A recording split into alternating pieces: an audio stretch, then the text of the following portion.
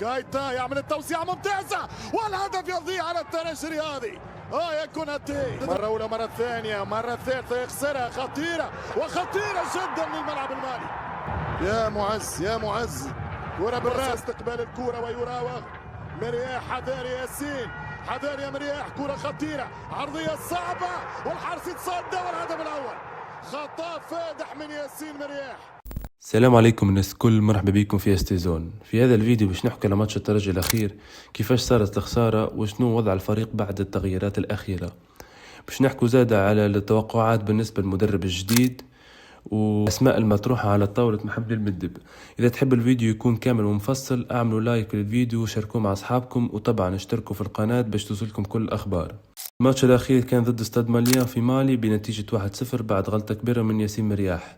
الفريق كان بدأ بتشكيلة 4-3-3، في حراسة المرمى بشير بن سعيد، على اليمين براهيما كيتا، على اليسار بن حميدة، في قلب الدفاع كان موجود ياسين مرياح وحمزة جلاسي. خط الوسط كان اونوتشي اوكبيلو، شهاب الجبالي، والمنتدب الجديد معز الحاج علي. في الهجوم على اليمين الجزائري كسيد أبو عالية، على اليسار كوناتي، وراس الحربة هو دياكيتي. الماتش كان مربك شوي وفوضوي، خاصة تحت الأجواء والضغط العالي من الجماهير الترجية. الفريق ما كانش مركز 100%، وهذه أسباب من الخسارة.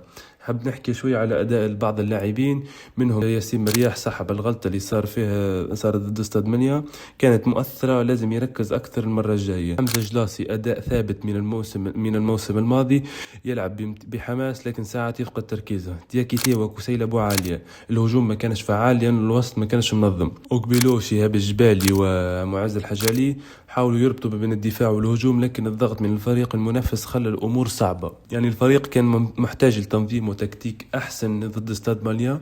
إن شاء الله المدرب الجديد ينجم يضبط هذه الأمور في ساعة. نرجع المدرب، وبصفة رسمية تم إقالة ماهر الكنزاري وإعفائه من كل مهامه مع الترجي التونسي. صراحة كانت خطوة متوقعة بعد الأداء الكارثي. الفريق يحتاج تغيير في القيادة باش يرجع للمستوى العالي. وبصفة مؤقتة كريستيان براكوني مدرب الشبان في الترجي التونسي سيحل مكان ماهر الكنزاري كحل مؤقت للماتش القادم، باش يكون مسؤول على تنظيم الفريق وتحضير المباراة الجاية. ما ننسوش زاد انه فما 3 اسماء مطروحة على طاولة حمد المدب، اللي هم المدرب الاول المغربي طارق السيكتيرو، اللي فائز بالكأس العرب مع المنتخب المغربي المحلي، عنده خبرة متوسطة مع المنتخب المغربي لكن ما عندوش خبرة مع الفرق. المدرب الثاني هو المدرب الفرنسي باتريس كارتيون، صاحب 70 عام، خبرة إفريقية ممتازة، درب تيبي مازيمبي، الأهلي المصري 2018، الزمالك على فترتين 2013 و2017. اللقب الإفريقي الوحيد هو مع تيبي مازيمبي سنة 2015 واللي هو الكاف شامبيونز ليج. المدرب الثالث والأخير هو المدرب الصربي مواليد 1965 واللي هو ستوكوفيتش، درب ناجيو غراسبونا الياباني والمنتخب الصربي لمدة 4 سنوات تقريبا، ترشح معاهم الكأس العالم 2022 واليورو 2024. عنده خبرة دولية كبيرة، ما عندهش ألقاب قارية. يعني تو باش يجي واحد من هذه القرارات قريبا باش يكون رسمي تقريبا.